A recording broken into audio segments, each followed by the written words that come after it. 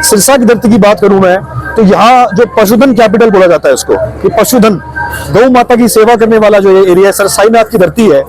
हमारे हरियाणा जो जाना जाता है वो जाना जाता है तीन चीजों की वजह से, किसान, जवान और पहलवान। हरियाणा दिवस पर क्या संदेश देना चाहेंगे?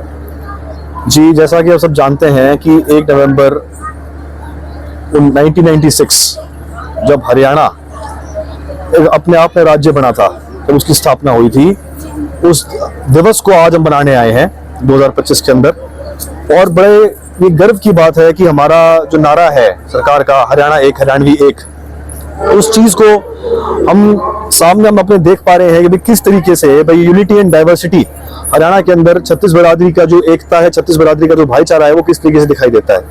हमारे हरियाणा जो जाना जाता है वो जाना जाता है तीन चीजों की वजह से, किसान, जवान और पहलवान।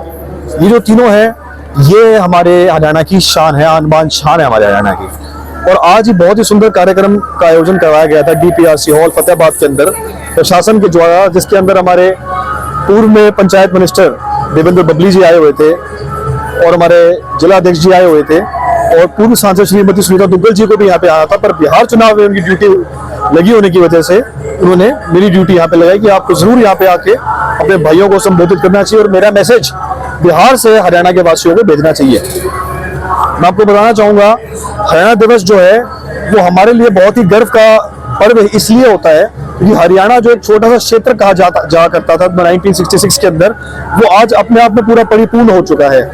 हरित क्रांति के अंदर, ग्रीन रेवोल्यूशन के अंदर अगर सबसे आगे कोई रहा देश तो वो रहा प्रदेश हमारा हरियाणा रहा।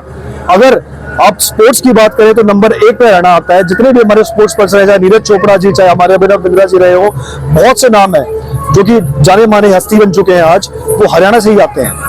और इसके साथ साथ जो हमारा प्रदेश है वो पूरे, मैं तो कहूँगा पूरे हिंदुस्तान का पालन पोषण करता है। सिरसा की धरती की बात करूं मैं तो यहाँ जो पशुधन कैपिटल बोला जाता है इसको, कि पशुधन गौ माता की सेवा करने वाला जो ये एरिया है, सर साईनाथ की धरती है, इसके अंदर जो हमारे जितने भी पशु हैं, जितने भी हमारी गौ माता है, उसकी सेवा यहाँ पे सर्वप्रिय रहती है।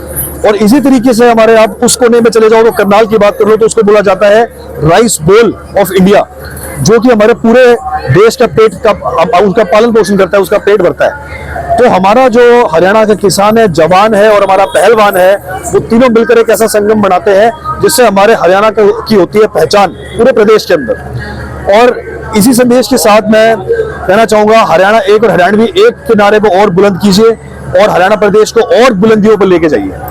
आज हरियाणा में कई नई योजनाओं का आरंभ होना है, जैसे कि लाडो लक्ष्मी योजना, बिल्कुल, तो इसको लेकर क्या संदेश देना चाहेंगे? बिल्कुल, आपको मैं बताना चाहूंगा, लाडो लक्ष्मी योजना होगी, बेटी बचाओ बेटी बेटी पढ़ाओ योजना हो गई है। जो ये योजनाएं हैं वो केवल योजना नहीं है, ये एक सोशल मैसेज होता है कि आप किस तरीके से जो हमारी जनता है, जो हमारी महिलाएं, हमारी बहन बेटियां, उस तक जुड़ सकते हो, आप एक मैसेज पहुंचा सकते हो।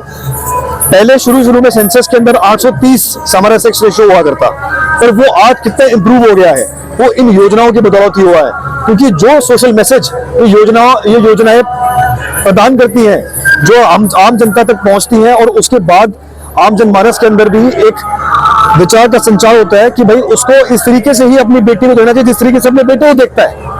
तो ये योजना केवल योजना मात्र नहीं है, ये एक सोशल मैसेज है जो कि हमारे प्रधानमंत्री जी, हमारे CM साहब जी ने, उन्होंने इसका प्रचार करना शुरू किया है। और आज आप सब जानते हैं कि भाई हर चीज में इंप्रूवमेंट है, सेक्स रेशियो बढ़कर इतना हो गया कि लड़कियां ज्यादा हो गई हैं लड़कों से मात्रा में।